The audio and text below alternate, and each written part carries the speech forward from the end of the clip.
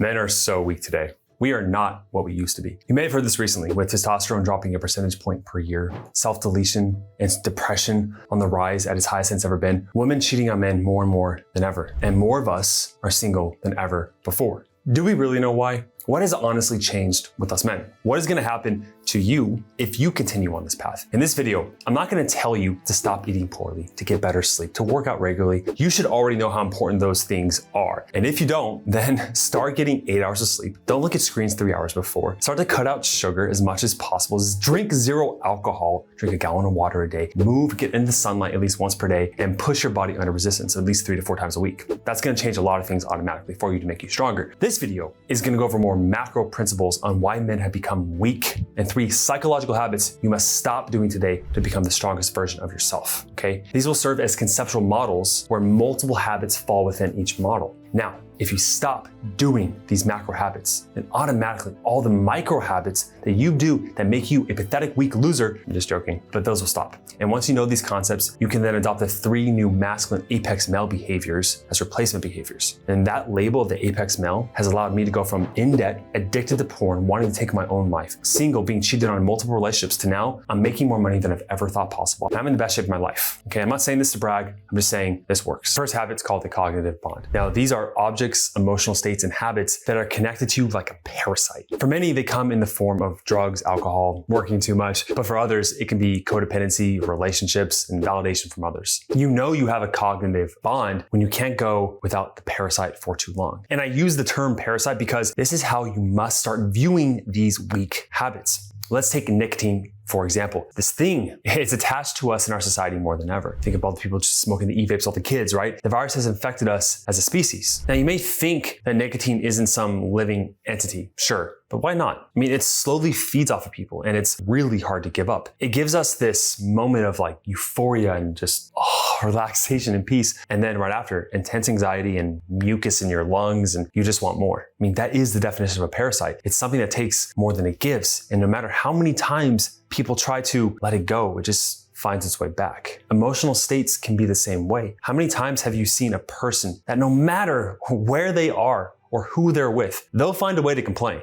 I remember seeing this with one of my friends growing up. He was so excited to go on this trip to Mexico, and the whole time that he was there, he could not stop saying how awful it was. Oh, this water's colder than it should be. This margarita is just not as strong as I'm used to. He just couldn't be happy with where he was at. Feeling like a victim was the state he was used to being in. Now, what I've learned about life in my short time here is that when you attach to something, when you have a bond, life will have a way of giving you a lesson to give that thing up, to break loose from it, from that bond. And that lesson always comes in the form of intense pain, frustration, and emotional turmoil. The men I work with are going through that lesson with their marriage. Their wife is leaving them. Your wife may be leaving you, your family's falling apart, and you're in this utter anguish. Now, it's hard to tell you, or a guy in this situation, to just straight up let go, right? Because that cognitive bond is telling them the story that if they let go, they will die. And I know consciously it doesn't seem that way, but the parasite is so attached to them that they define that parasite as themselves, right? That cognitive bond. And don't get this twisted up. You are not attached to her or the marriage. You are attached to the emotional states of safety and security that they give you. Knowing this realization to the core from an experiential level can be life-changing for a lot of guys. When you break free from those emotions, it allows you to kill off that parasite. It's the needy side of you that she rejects. That's why when men finally break free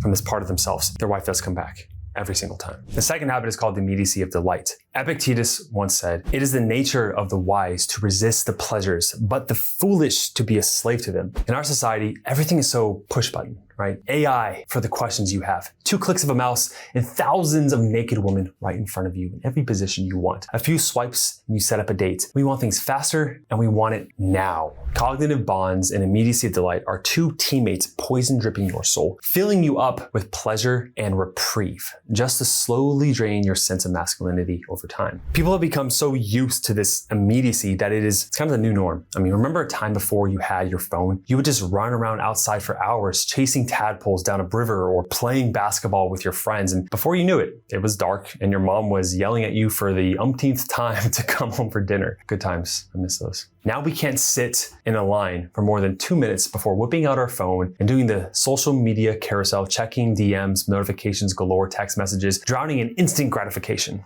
There's actually an alarming study on the immediacy of delight within pornography. It was called, Does Deviant Pornography Follow a Gutman-like Progression? Out of the 630 respondents, they found that the younger the age of the onset of pornography use, the more likely those participants would go towards deviant types of categories, bestiality. And what's more alarming is that 12.5% of the respondents said they consumed C-porn. Shocking. This phenomenon happens due to a specific neurotransmitter that has become a lot more active over the years. We are all dopamine addicts. We want dopamine in everything. The notifications, it's that incentive molecule. It just gives us more, makes us feel good. And the thing is about dopamine is that the more you get of it, your gates in your brain, your neurons will start to shut down. So when you don't have it as much, you need more and more, right? This explains the pornography use, because when you watch porn, dopamine is released at 100%, which means all your dopamine gates are flooded. And so when you don't have that anymore, you just feel like a zombie, and so you need more. And it's just that empty, ravenous monster that just, the more it consumes, the more hungry it gets. Faulty fatality. The one thing I despise in most men and others is this one habit. No one embodied it more than the first sex offender I worked with years ago. I worked with sex offenders, yes. I remember sitting in that cramped little office right across from him. His knees were almost touching mine. And one thing I pride myself on as a helper, healer, more than anything, is my ability to connect with anyone. If I met you, I would connect with you like that. I know. And I've worked with men who have beat their wives, other sex offenders, and even people convicted of murder, across my whole entire career. And I can connect with almost everyone on anything, whether it was working out, religion, sports, money, you name it. But this man, I'm getting shivers talking about him. Every word out of his mouth was blaming someone else for his predicament. He didn't force that girl to have sex with him. She came on to him. The damn government, they need to send another check ASAP because he deserves that money. He couldn't focus on the session with me, and he was looking around distracted because the temperature was 2 degrees too cold. Man, this guy could have farted and blamed it on the food he ate. I swear. Now, obviously, this man is an extreme example, but how many of us subtly use faulty fatality in our lives? This victimhood. It's the man losing his wife saying, if her single friends didn't influence her, she'd still be with me. Your girlfriend only got upset because of her trauma, not because of what you did. It's not my fault. My intention wasn't meant to make her feel that way. So why is she feeling that way? Look, I get it.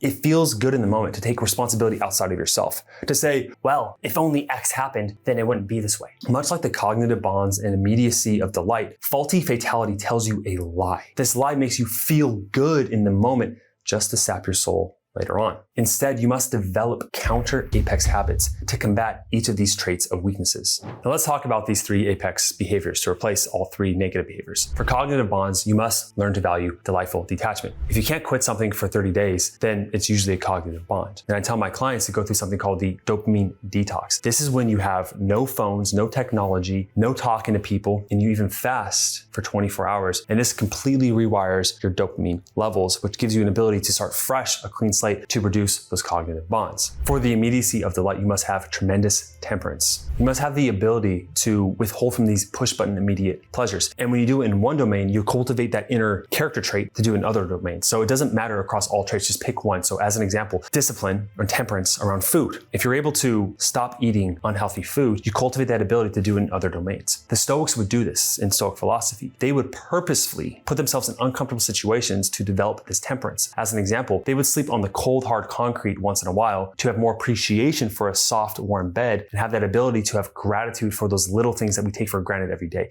Because your brain will have this kind of desensitization process. It gets used to the certain levels of pleasure you have, so you always need more. So when you go the other direction and purposely put yourself in uncomfortable situations like an ice bath, for example, or cold showers, it gives you more gratitude for the smallest of things, and that gives you enough pleasure where you don't have to seek it in extraneous amounts in other domains. For faulty fatality, you must lean into radical responsibility. This is also known as extreme ownership in Jocko Willink's book. It's just the idea that there's kind of like 2 people. There's 2 types of people in this world. I hate that statement, but there really are. There's people that believe that everything that happens to them is because of outside circumstances, good and bad. I'm just a leaf in the wind, that everything just happens to me and I have no control over my life. Okay? And then there's the other people that take full responsibility for the good and the bad. They're saying, I am the source of control in my life. I am the source of power and I control everything. And you walk around this world when you have empowerment. It allows you to achieve your goals. It gives you a sense of, I'm getting chills saying this, but a higher sense of self-worth, right? That you are the master of your ship, your domain. Like,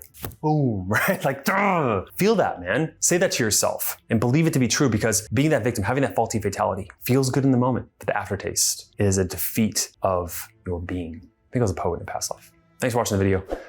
There's another video right here that I suggest you watch if you like this type of video. Subscribe if you're new here. Welcome to the channel, and I'll see you in the next one.